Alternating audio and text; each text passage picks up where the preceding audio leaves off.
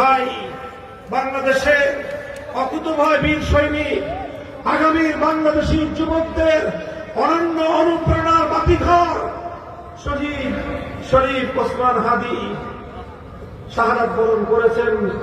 এটা একদিকে আমাদের জন্য শোক সংবাদ, আরেকদিকে এটা আমাদের জন্য আনন্দের সংবাদ যে এক ভাই শাহাদাত বরণ করেছেন।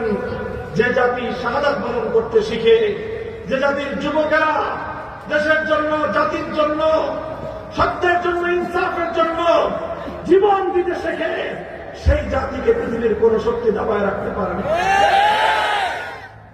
আমাদের ভাই শহীদ হয়ে গেছেন, আমাদের তার প্রতি দায়িত্ব কর্তব্য আছে না নাকি? বলেন আছেন নাকি?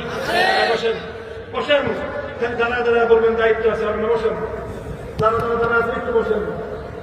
সবাই একবার করে সূরা ফাতিহা পড়ি। শরীফ ওসমান হাদির রুহের মাগফিরাত, তার শাহাদাত জান্নাত কবুল করেন, জান্নাতে উঁচু মর্যাদা দান করেন।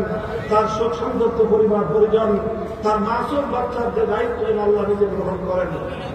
একবার সূরা ফাতিহা পড়বেন, 3 বার সূরা ইখলাস পড়বেন।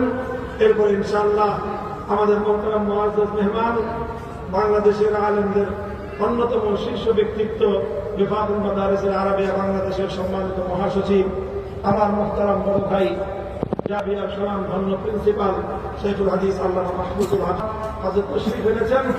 ইনশাআল্লাহ তিনি দোয়া করবেন।